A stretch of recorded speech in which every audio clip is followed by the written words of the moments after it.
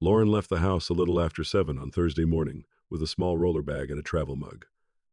She told me she would stop briefly at her Charlotte office, then drive to Raleigh for a 2-day regional product training, and be home Friday evening. The plan sounded ordinary enough that I gave it no more thought.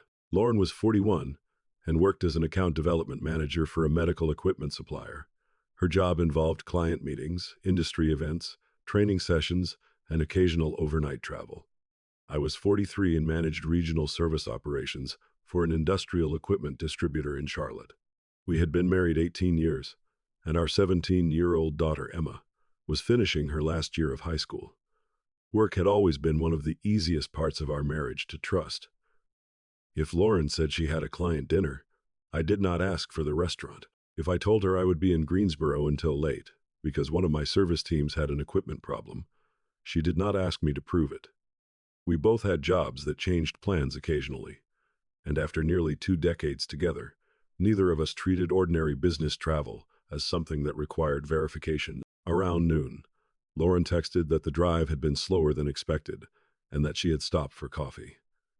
At 4:30, another message said the afternoon session had been long and she was heading to dinner with people from the training group. Emma and I were ordering pizza, so I told Lauren not to stay up too late talking shop. She sent back a thumbs up, and that was the last message I received before my phone rang at 8:42 that night. Emma was upstairs working on a college application essay. I was rinsing 2 plates in the kitchen when an unfamiliar number appeared on the screen. I nearly let it go to voicemail, but something made me answer. A woman identified herself as a nurse from an emergency department near Gastonia. She confirmed my name, asked whether Lauren Mercer was my wife, and immediately told me that Lauren was awake and stable. She had been in a car accident and had given the hospital permission to contact me. The preliminary injuries were a broken left wrist, cuts and bruising, and a possible mild concussion. They were still evaluating her, but nothing suggested that her life was in danger. I held the edge of the counter while the nurse spoke and asked whether Lauren could talk to me. She was being taken for imaging, the nurse said, and could call after the doctor finished examining her. Then I asked where the accident happened. The nurse said Lauren had been brought in after a crash on Interstate 85 near Kings Mountain. I knew that road because my own job put me on I-85 constantly. Raleigh was east and north from Charlotte. Kings Mountain was west, toward the South Carolina line. I asked the nurse to repeat the location because I thought I had heard her wrong, but I had not. 4 hours earlier, Lauren had told me she was already in Raleigh. There was no normal route from Raleigh back toward Charlotte that would put her near Kings Mountain unless she had driven far in the opposite direction. The nurse asked whether I could come to the hospital. Before we hung up, I asked whether Lauren had been driving. The nurse said Lauren had told the medical team she was a passenger in the vehicle and had authorized them to share that much with me. Lauren could explain the rest herself when I arrived. That answer created a second problem before I had solved the first.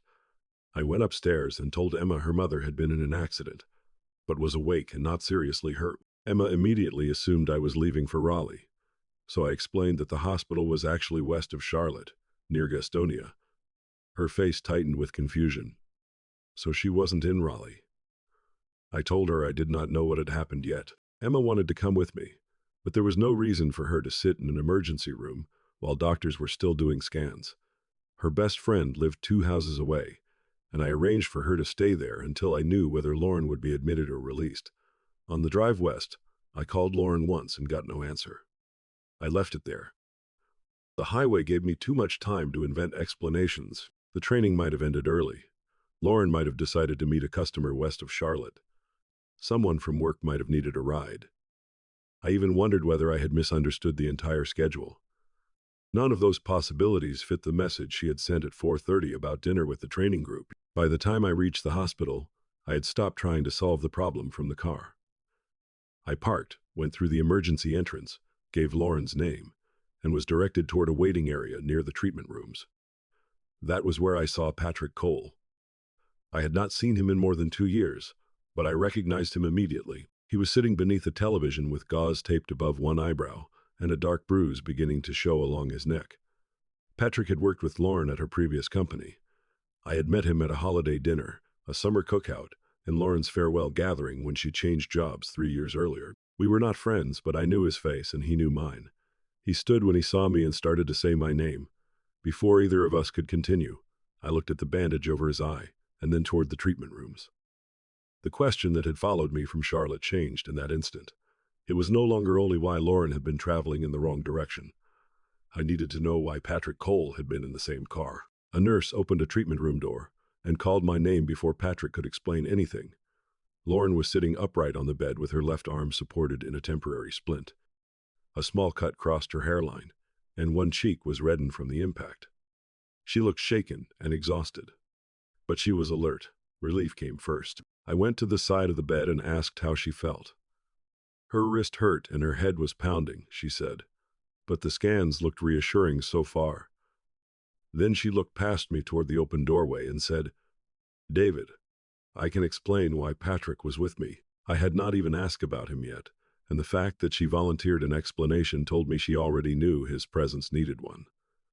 Lauren said the Raleigh training had been canceled that afternoon. According to her, Patrick was driving to Greenville, South Carolina, to meet several people from her old company for dinner. Since she had already arranged to be away from home, she decided to join them instead of driving straight back to Charlotte. I reminded her that at 4:30 she had told me she was leaving a long training session and going to dinner with people from that group. Lauren said the plan had changed quickly, and she had not wanted to explain everything while I was working. It was after 8, and I had been home for hours. I asked where the other former coworkers were. She said they were meeting in Greenville, and confirmed that Patrick had been driving her there. Before I could go further, the doctor came in. For the next 15 minutes, the conversation returned to Lauren's injuries. The wrist fracture appeared uncomplicated, and the head CT was clear. They wanted to observe her because of the concussion symptoms, but unless something changed, she would probably be discharged later that night. I listened, made notes on my phone, and asked what symptoms would require us to return. The medical situation was real, and I was not going to argue about a marriage while a doctor was explaining what to do if Lauren became confused, started vomiting, or developed worsening head pain. After the doctor left, Lauren asked whether Emma knew Patrick had been involved. I said I had not known Patrick was involved until I walked into the hospital. A nurse came in to adjust Lauren's splint and mentioned that Patrick had also been treated for minor injuries and was waiting for someone to pick him up. When the nurse left, I told Lauren I wanted to ask him one factual question. She immediately said there was no reason to involve him. I pointed out that she had already involved him by saying he was taking her to meet several old coworkers. If that story was true, asking Patrick whether other people were actually meeting them should not create a problem. Lauren said he had just been in an accident and did not need to be dragged into an argument. I told her I was not planning one. Patrick was standing near the waiting area with his phone in his hand. I asked whether he was all right, and he said he was sore but fine. Then I told him Lauren said they had been driving to Greenville to meet several former coworkers. Were other people actually meeting you there? Patrick looked toward the treatment rooms before answering. There were no other people, he said. The trip had been just him and Lauren. He looked uncomfortable, but did not try to invent another explanation. I thanked him for giving me a straight answer and went back into Lauren's room. She saw my face and did not ask what he had said. I told her there were no other coworkers and asked what the two of them had really been doing. They were still going to Greenville, Lauren said. When I asked what was waiting there besides the two of them, she admitted they had booked a hotel for 2 nights. For a moment, I simply looked at her. Then I asked why my wife was going to spend 2 nights in a hotel with Patrick Cole. Lauren said she knew how it looked. I told her I was not asking how it looked. I was asking what it was. She began crying and eventually said Patrick was not just an old coworker. They had become close again over the previous year. I asked whether they were having an affair. Lauren covered part of her face with her right hand before admitting that they were. For several seconds, neither of us said anything. When I asked how long, Lauren said she did not want to have the entire conversation while she was injured and medicated. I told her I knew she was hurt and that I would make sure she got home safely. We could wait on details, but we could not wait on basic facts. She looked at me for several seconds before saying the affair had lasted about 8 months. That number reached backward through most of the year. Emma's prom, our anniversary, the family beach weekend, work deadlines, ordinary dinners, and all the nights Lauren had come home talking about clients, traffic, meetings, or travel. Patrick knew she was married. He had met me more than once, so there was no misunderstanding about who I was. I asked whether Greenville was supposed to be the first weekend they had spent together. Lauren would not answer, and the silence replaced that question with a larger one. The conversation slowed while Lauren drank some water and waited for the next round of observations. A physical description of the affair would not help me, but I needed enough of the timeline to understand what kind of situation I was taking home. Lauren said she and Patrick had stayed loosely in touch after she left her old company 3 years earlier. At first, the contact was professional. They congratulated each other on job changes, exchanged industry news, and occasionally passed along names of people looking for positions. 8 months earlier, both of them attended a medical equipment industry event in Charlotte. A group went out afterward, and most people left by 10. Lauren and Patrick stayed for another drink. Nothing physical happened that night, according to Lauren. Afterward, however, the messages became more personal. Patrick had been divorced for about 2 years. Lauren listened while he talked about starting over, and he asked about her work, Emma, and our life at home. She said she liked talking to someone who knew her professionally but was outside her daily routine. I asked whether she had told Patrick our marriage was unhappy. Lauren said she had not. There had been no separation discussions, divorce threats, or period when either of us believed the marriage was ending. Lauren described us as busy. I told her busy did not make either of us available. A few weeks after the industry event, she and Patrick met for lunch without telling me. They met again later. And after another dinner, the relationship became physical. Lauren did not offer details, and I did not request them. The timeline mattered more. 8 months was long enough for the affair to develop habits. Lauren said they did not see each other every week. Sometimes several weeks passed without an in-person meeting, while other periods gave them more opportunities. Because Patrick still attended some of the same conferences, sales events, and industry functions. The word opportunities caught my attention, so I asked what she meant by it.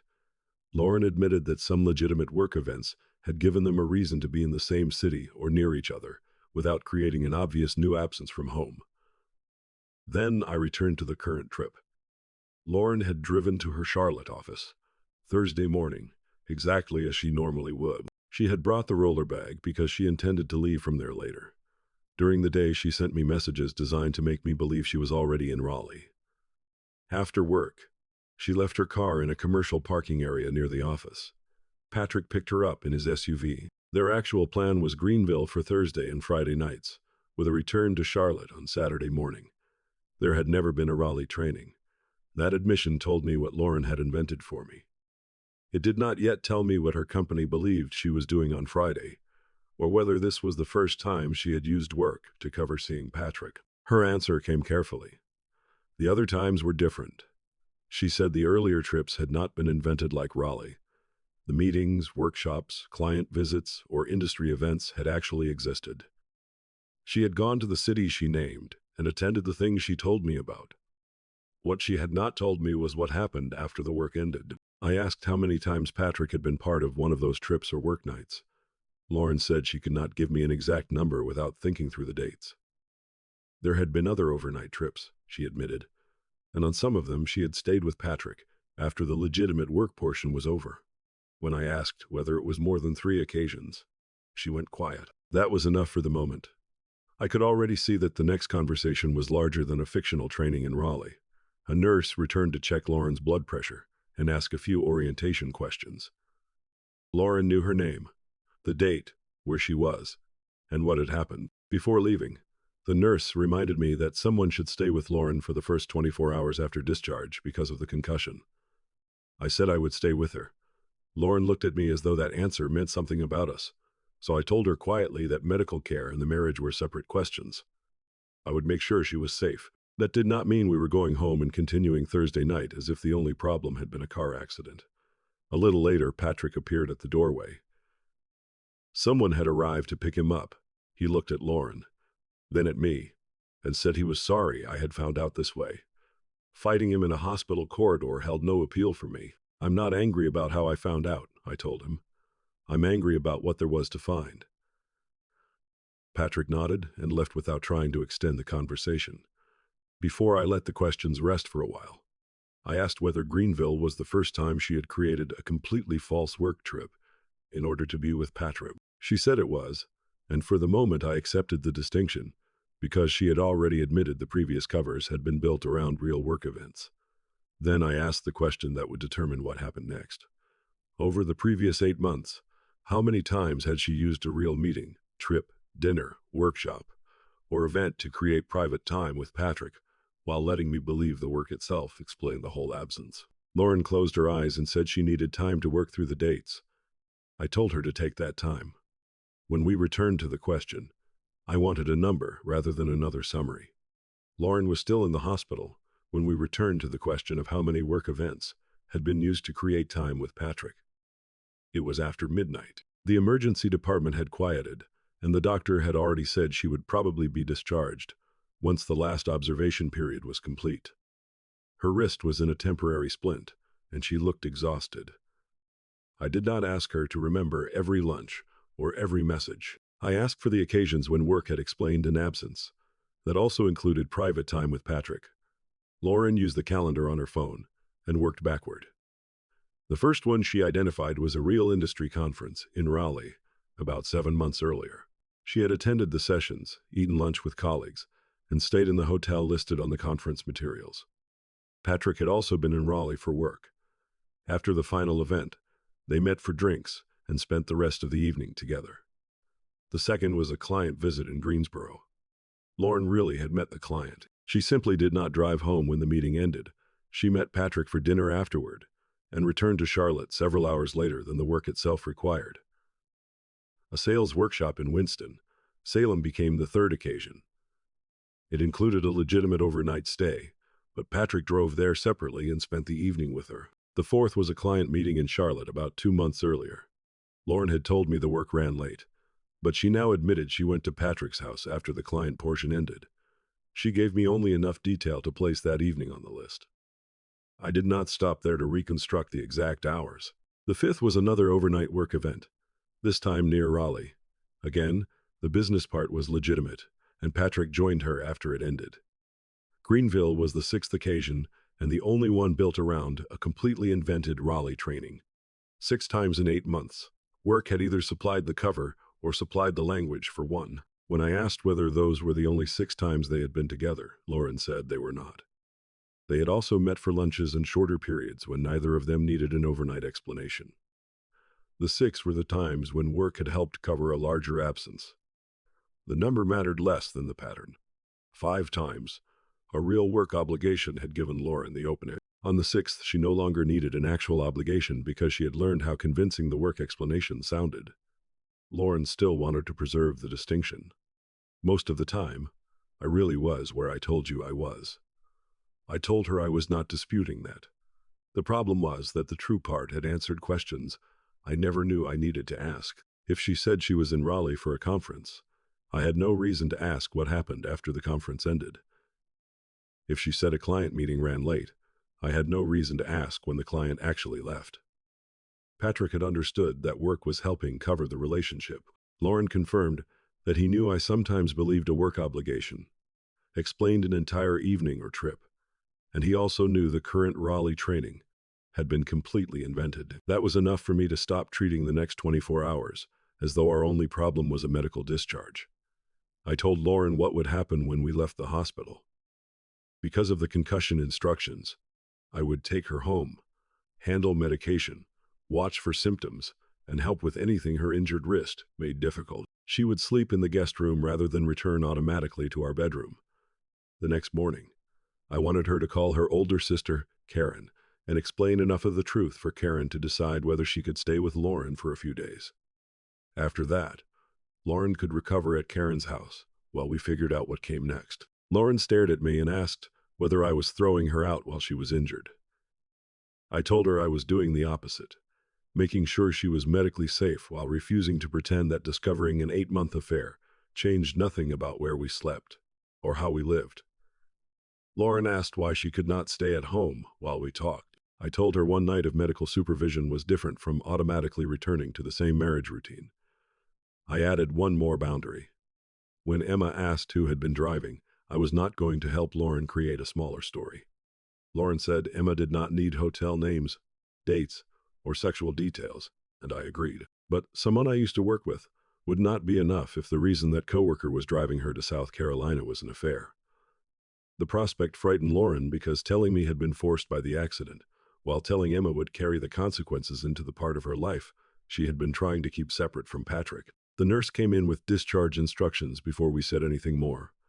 By the time we left the hospital, I had not decided whether the marriage would end, but I had decided Lauren was not going to use another technically accurate sentence to make the next part easier. We got home a little after 2 in the morning. Emma was still awake at her friend's house and wanted to come back immediately. I told her Lauren was home, stable, and exhausted. We agreed Emma would return after breakfast. Lauren took the guest room, and I set alarms to check on her because of the concussion instructions. At 4:30, I found her awake and crying quietly. Her head pain had not worsened, so I gave her water, checked the medication schedule, and returned to our bedroom. Caring for her that night felt procedural, rather than intimate. By 8, Lauren was awake again, and trying to figure out what to tell her office about the accident and the days ahead. Friday itself was already approved time off. The broken wrist might affect the following week, but her manager was not expecting her at work that morning. That raised a question I had not asked at the hospital. I already knew the Raleigh training was fictional. What I did not know was what Lauren had told her employer about Friday. She said she had taken a personal day. There had been no business trip on the company calendar, no hotel arranged by work, and no manager expecting her in Raleigh. More than a week earlier, she had requested the day off and described it only as personal time. That created 3 cleanly different versions of the same Friday. Her employer believed she was taking personal time. Patrick knew she had cleared the day for their trip, and I believed her company required her to be in Raleigh. Lauren had not simply omitted what happened after a real meeting this time. She had used the vocabulary of her real job to manufacture an obligation that did not exist. When I asked why she chose Raleigh, Lauren said she had attended real trainings there before. The city, drive time, overnight stay, and Friday evening return were familiar enough that she did not have to invent a new kind of obligation. She only had to reuse one I already recognized. She had requested the personal day in advance and relied on the fact that I had never asked her to prove ordinary work details. Lauren still said this was the first time she had invented an entire work event. I believe that was probably true. What mattered was that the earlier covers had worked often enough for a complete fabrication to feel manageable. A little before 9, she called her manager and told him she had been injured in a car accident while off work. She did not mention Raleigh because there was no reason to. I stayed out of the call. Her workplace was hers to handle. When she finished, I asked whether she had contacted Karen. Lauren had not because she wanted to speak to Emma first, and Emma came home about 10 minutes later. She went straight to Lauren and hugged her carefully, avoiding the injured wrist. For a few minutes, everything in the room was about the accident. Emma asked how much the cast would hurt, whether Lauren would be able to drive, and whether she could see the bruise from the seatbelt. Then she asked the question we both knew was coming. Who had been driving the car? Lauren looked at me, but I left the answer to her. She told Emma it was someone she used to work with. The sentence was factually true, and exactly the kind of incomplete answer I had told her I would not support. I said Lauren's name quietly, and she closed her eyes. Emma looked from her mother to me and asked what was going on. I told Lauren she did not have to explain every detail, but she needed to give Emma enough truth that our daughter was not being asked to believe another incomplete version. Lauren started crying before telling Emma that Patrick was a former coworker with whom she had been having an affair. Emma did not understand the sentence immediately. She asked whether that meant the trip to Raleigh had not been real. Lauren admitted the Raleigh trip had not been real. Emma stood up from the couch and asked how long the affair had lasted. When Lauren said about 8 months, Emma turned to me and asked whether I had known. I said I had learned at the hospital. She asked why her mother had been going to South Carolina. Lauren told her they had planned to spend the weekend together. Emma said that was enough and went upstairs without wanting to hear anything else. Lauren started to follow her, but I asked her to wait because Emma had just learned, in less than 5 minutes, that the accident, the business trip, and the person driving the car were all different from what she had believed. She deserved some space. Lauren sat back down. Her attention was no longer on explaining the affair to me. It was on the fact that Emma now knew it existed. The consequence had reached the part of her life she had assumed could remain untouched. Karen arrived around noon after Lauren called her following the conversation with Emma. Karen was 44, lived about 20 minutes away, and had always had a good relationship with both of us. Lauren told her about the affair before she came over. When Karen walked into the kitchen, she did not ask me for details. She hugged her sister carefully, checked the discharge paperwork, and asked what the doctor had said about the wrist. Then she looked at me and said she could take Lauren home with her for a few days. I thanked her, and Karen made clear that she was willing to help her sister recover from the accident without getting involved in the marriage. That was the arrangement I wanted. Before they left, Lauren remembered the Greenville Hotel. She had booked the room herself and needed to cancel it. Her left wrist was immobilized, and concentrating on her phone still made her head hurt. She asked whether I could find the confirmation email while she sat beside me. I confirmed that she wanted me in the account, and she unlocked the phone, opened her personal email, and handed it to me. I searched the hotel chain name she gave me. The Greenville reservation appeared immediately. 2 nights, Thursday and Friday, booked on Lauren's own credit card. I opened it to check the reservation details. Before I pressed anything, another confirmation from the same hotel chain caught my eye. This one was for Savannah. 5 weeks away, for 3 nights. I left it unopened until I asked Lauren about it. I turned the screen toward Lauren and asked what the Savannah reservation was. Her face changed before she admitted Patrick was supposed to go with her. The Greenville room suddenly mattered less because a future trip already existed. Lauren said Savannah had been booked about 3 weeks earlier. That meant it was not a reaction to a bad argument at home. It was not something they had improvised after arriving in Greenville. It had been sitting on her calendar before the accident exposed anything. I asked whether she had planned to tell me Savannah was another work trip. Lauren said she had not decided yet. When I asked whether there was any real work event in Savannah on those dates, Lauren said there was not. That answer showed the progression more clearly than anything else had. Raleigh was not necessarily a one-time escalation. She had already reserved another trip that would require another explanation. I asked whether she and Patrick had been planning to end the affair. They had talked vaguely about the fact that it could not continue forever, Lauren said, but they had chosen no end date. Greenville had not been designated as a final trip, and Savannah had not been booked as one either. For all the ways Lauren had tried to separate real work from fake work, the future was simpler. Without the accident, Savannah was still coming. I handled the Greenville reservation while she watched, then asked what she wanted to do about Savannah. Lauren told me to take care of that one too, but I handed the phone back to her instead. She asked why I would deal with one reservation but not the other. I told her Greenville had already become impossible because of the accident, and she had asked me to handle that specific booking. Savannah was different because it was her reservation for a future affair trip, and I wanted her to be the person who ended it. Lauren stared at the screen for a few seconds, opened the Savannah confirmation, and canceled it herself. I did not treat that as proof the relationship had changed. It was simply the first future plan that could no longer proceed under the old rules.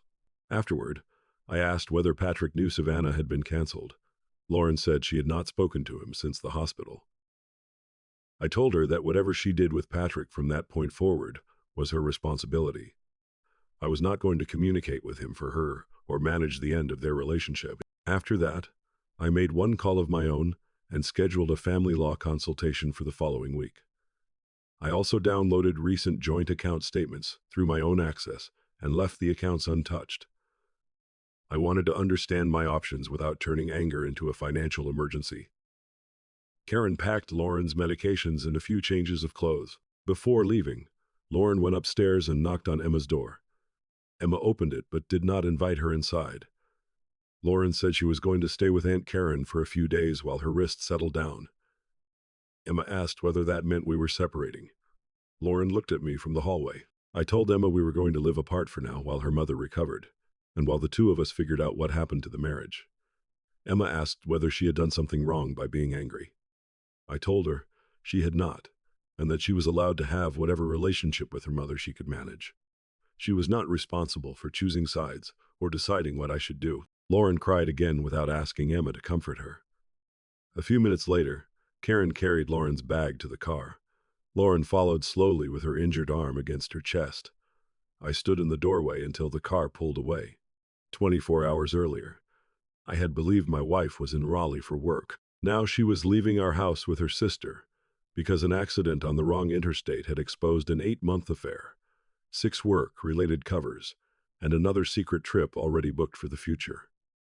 The accident had answered where Lauren was. It had not answered what I was going to do with everything else. Lauren stayed with Karen while her wrist was evaluated by an orthopedic specialist, and the concussion symptoms faded. For the first few days, our conversations were mostly practical: medication, Emma, a follow-up appointment, and whether Lauren needed her work laptop brought over. Neither of us tried to solve the marriage over the phone. Emma spoke to her mother only briefly. She was not cruel, but she was distant. By the following week, Lauren was able to work from Karen's house for part of the day.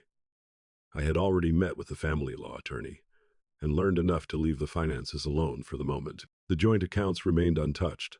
What stayed active in my head instead was the list of 6 work-related covers. I did not start searching every trip Lauren had taken. One entry on the list was already bothering me more. Now that I was home and looking at my own messages, the Charlotte client meeting Lauren had mentioned at the hospital had happened on our 18th anniversary, 2 months earlier. We had planned dinner on a Thursday night. A few days before, Lauren told me an afternoon client meeting could run late and asked whether we could move dinner to Saturday. I had been disappointed, but not suspicious. The meeting itself was real. I remembered the client name from earlier conversations, and Lauren had mentioned the appointment more than once. I had even sent flowers to her office that morning, with a note saying we would celebrate properly on Saturday. Around 5:30 that evening, Lauren texted me that the meeting was still going. A little after 6, she wrote, "Still here. This is running forever." I had replied with a joke about charging the client overtime. At 7:30, Lauren finally texted that she was leaving, and she came home after 8. At the time, none of that had looked unusual.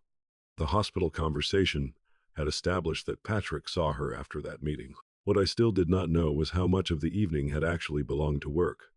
Reading the messages again, I called Lauren and asked what time the anniversary client meeting had ended. She went quiet and first said she did not remember the exact time. I told her I was looking at our text thread and asked whether the meeting had gone until 7, or even close to 6. Lauren said neither was true. When I asked whether it had ended around 3, she stopped answering. That hesitation told me the time mattered. She finally said the meeting had probably finished a little after 3. I asked where she went afterward. Lauren said she did not want to have the conversation over the phone, but the location itself was not complicated. Either she had remained with the client or she had gone somewhere else. She admitted she had gone to Patrick's house. The meeting and the client were real. The reason our anniversary dinner had moved to Saturday was not. Lauren said she stayed with Patrick for a few hours and left around 7. I looked again at the message on my screen. "Still here. This is running forever." When I asked what she had meant by the word "here," Lauren tried to avoid repeating the answer. I made her say it plainly. She had been at Patrick's house. That message could not be defended as an omission or a technically true statement. It was a direct lie sent to me on our anniversary while she was with him. Lauren started to say she was sorry. I interrupted only long enough to say I was not bringing up the anniversary, because the date itself made the affair uniquely unforgivable. I was bringing it up because she had spent the previous week separating complete lies from partial truths. This was proof that the distinction had never been as clean as she wanted to be. Sometimes a real meeting gave her cover. Sometimes she simply lied about when it ended. Lauren said she knew that. When I asked whether there were other messages like the anniversary one, she admitted there probably were. I did not ask her to start reading them to me. I had already reached the point where another dozen examples would not change the category. What bothered me was how easily the real meeting protected the false message. If I had checked Lauren's calendar, I would have found the client appointment exactly where she said it was. The verified fact still would not have told me where she went after 3. Lauren asked whether I now considered every work event from the previous 8 months suspicious. I told her I had no interest in turning her entire calendar into evidence. The damage was simpler than that. A sentence I used to hear as complete now seemed capable of hiding a second half. Lauren cried quietly on the other end of the phone. I told her we could stop for the night. Before we hung up, she said she wanted me to know that our anniversary still mattered to her. I believe she meant it, which did not make the afternoon with Patrick easier to understand. If anything, it made the problem clearer. Lauren had not needed an important date to stop mattering before she could lie through it. I waited 2 more days before contacting Patrick. I did not want a long conversation. I wanted 3 facts from someone other than Lauren. Patrick still worked in the same industry, and his company listed a direct business number on its public website. I called during the afternoon, expecting voicemail. Patrick answered, and his voice changed when I gave my name. I told him I was not calling to threaten him, contact his employer, or argue about the accident. I wanted 3 factual answers, and after that I had no reason to speak with him again. Patrick agreed to answer the questions. The first was whether he had known Lauren was married when the relationship became physical. Patrick confirmed that he had. The answer was not new, but I wanted it from him directly. The second question was whether he knew Lauren used work obligations to explain some of the time they spent together.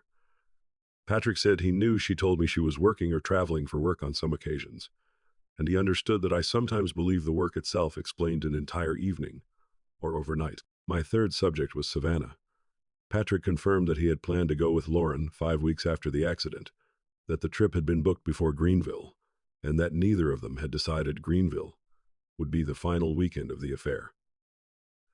That matched Lauren's account. I thanked him and prepared to end the call, but Patrick asked me to wait because he wanted to say he was sorry I had found out through a car accident. The method of discovery was not the part I was struggling with. I told him the accident was not what made me angry. What had been happening before the crash was. Patrick went quiet for a moment before saying Lauren had always told him she could manage her own life.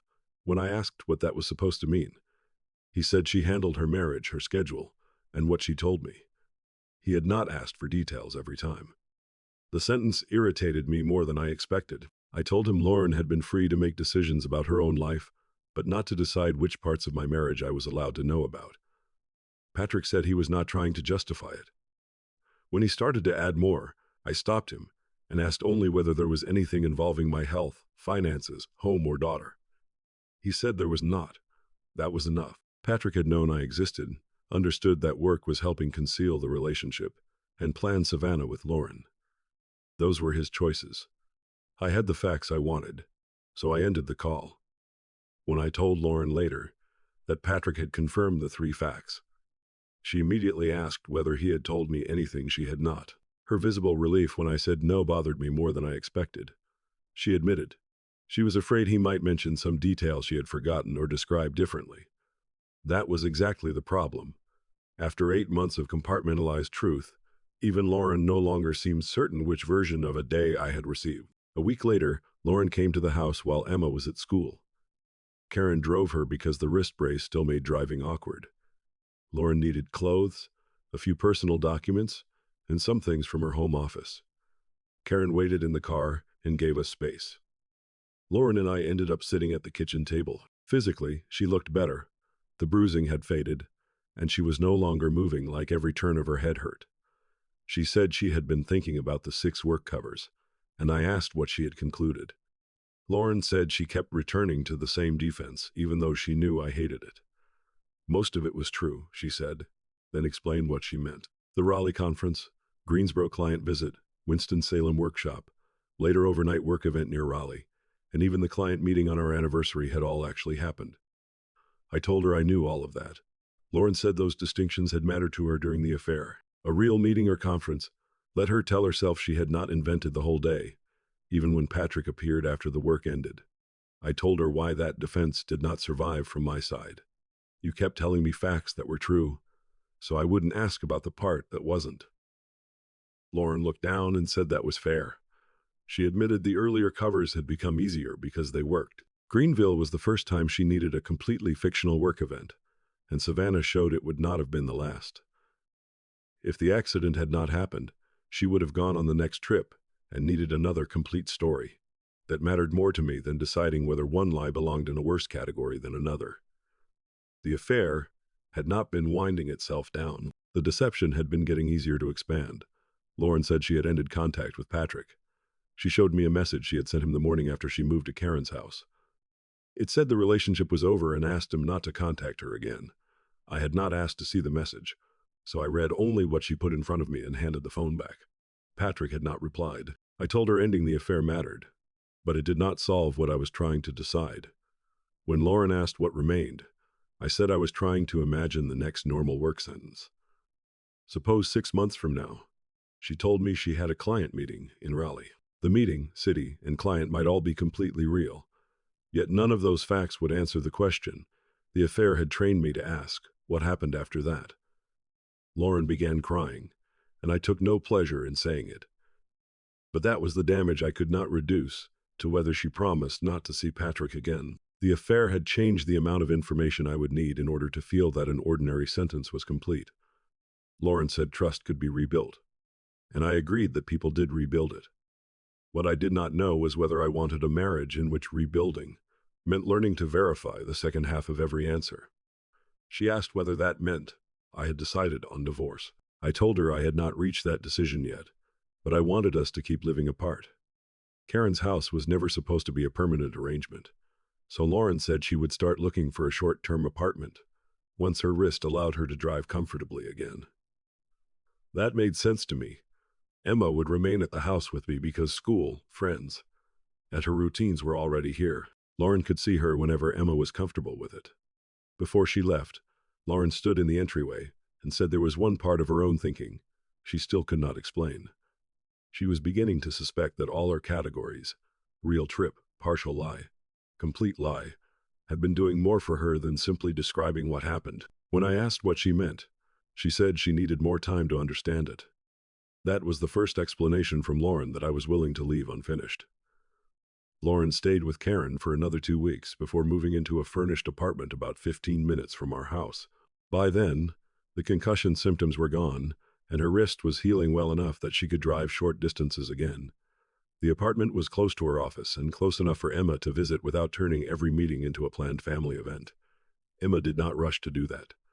For the first few weeks after the accident, she answered Lauren's texts but rarely started conversations herself. She did not ask for more details about Patrick or about the other times. The affair had been hidden. Once she understood that it had lasted 8 months and that the accident happened during a secret trip, she seemed to reach her limit. I did not push Emma toward forgiveness or encourage her to create more distance than she wanted. When she asked whether she had to spend equal time at both homes, I told her no. She was 17. School was demanding, and the house had always been the center of her routine. Lauren and I agreed that Emma could decide when she wanted to stay at the apartment or meet her mother for dinner. Lauren accepted that without turning every declined invitation into a crisis. Before the affair was exposed, she had been very good at controlling how a situation was explained. Now she had to tolerate consequences she could not edit. Emma still needed both of us for ordinary things. College applications did not stop, because her parents were living apart. There were recommendation letters, financial aid forms, a senior year activity fee, and a problem with one application portal that locked her out the night before a deadline. Lauren helped with those things when Emma allowed it, and I handled the rest. Neither of us used the tasks as an excuse to reopen the marriage. On a Saturday afternoon, Emma came back from lunch with Lauren and dropped her purse on the kitchen counter. I asked how lunch had gone. Emma said it was fine, opened the refrigerator, and started looking for something to eat. I waited to see whether she wanted to say more, but she did not. A month earlier, Emma had wanted answers about the accident, Patrick and Raleigh. Now she seemed more interested in whether her mother could sit across from her for an hour without crying, defending herself, or asking Emma to decide what kind of person she was. Lauren gradually learned to let those interactions stand on their own. She stopped asking Emma whether I seemed angry or whether I had mentioned divorce, and she stopped using our daughter as an indirect source of information about me. When she needed to discuss the apartment, insurance paperwork from the accident, or something involving Emma's schedule, she contacted me directly. I noticed the improvement without pretending it erased why the change had become necessary. The accident itself faded surprisingly fast from our daily conversations. Lauren's cast was replaced with a brace. The bruises disappeared. The damage to Patrick's SUV became his insurance problem, rather than part of my marriage decisions. What remained was the structure the accident had exposed. Every now and then, Emma would say something without meaning to touch the subject. She once mentioned that a teacher was traveling to Raleigh for a conference, then stopped in the middle of the sentence and looked at me. I told her she did not have to treat the name of a city like a dangerous word. Another time, Lauren postponed a dinner she had planned with Emma because a client meeting was running late. Emma showed me the message and asked whether I thought the meeting was real. I gave the phone back and told her I was not going to teach her to verify her mother for me. If Emma wanted to ask Lauren something about their own relationship, she could, but she was not responsible for checking schedules, locations, or stories on my behalf. That boundary helped all three of us. By winter, Emma was talking to Lauren more often. Their relationship had not returned to what it had been, but it was no longer defined entirely by the accident. Lauren came to a school event and sat several seats away from me. We spoke afterward about Emma's plans for the spring and left separately. The uneventful evening showed me that the family could keep functioning, even if the marriage did not. Lauren and I started marriage counseling a little over 2 months after the accident. We went because neither of us wanted the final decision to come from repeated arguments in kitchens, parking lots, or short phone calls. I did not treat counseling as a promise to reconcile, and Lauren eventually stopped treating attendance as proof that reconciliation was likely. The counselor kept returning to one question: what had Lauren's comparisons allowed her to believe about herself?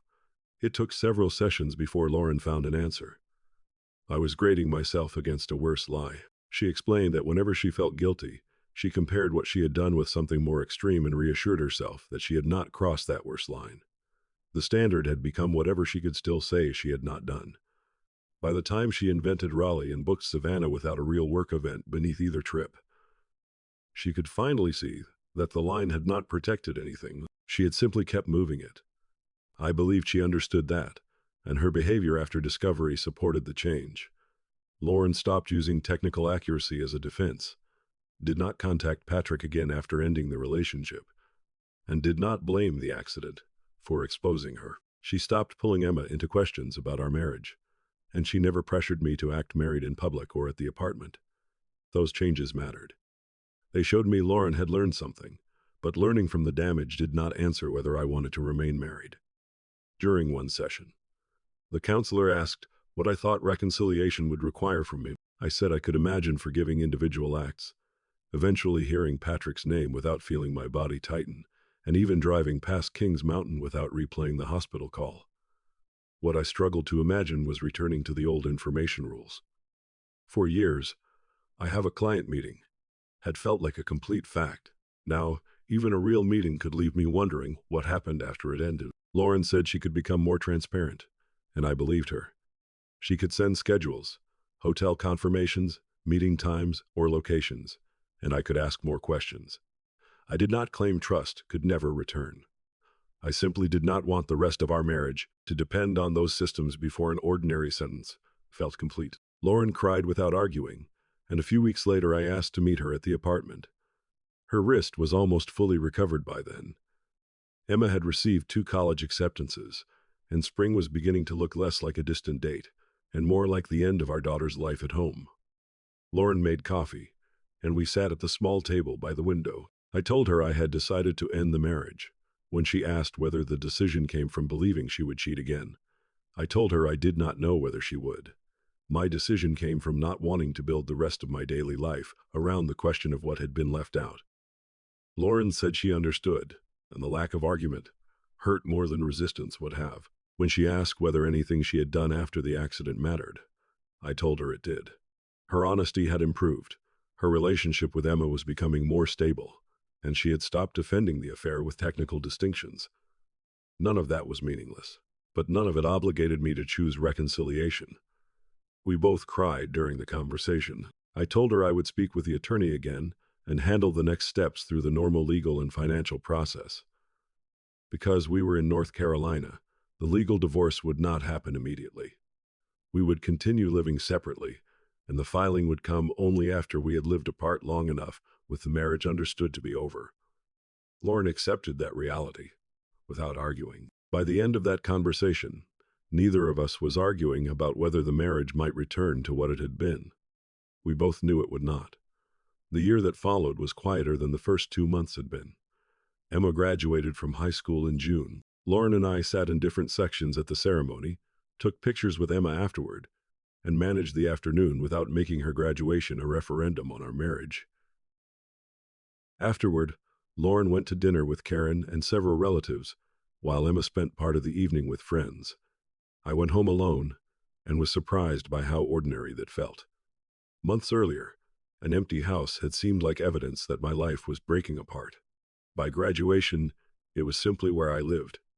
By late summer, Emma left for college. She called both of us, sometimes separately, and sometimes through a group video call when she wanted help with something practical.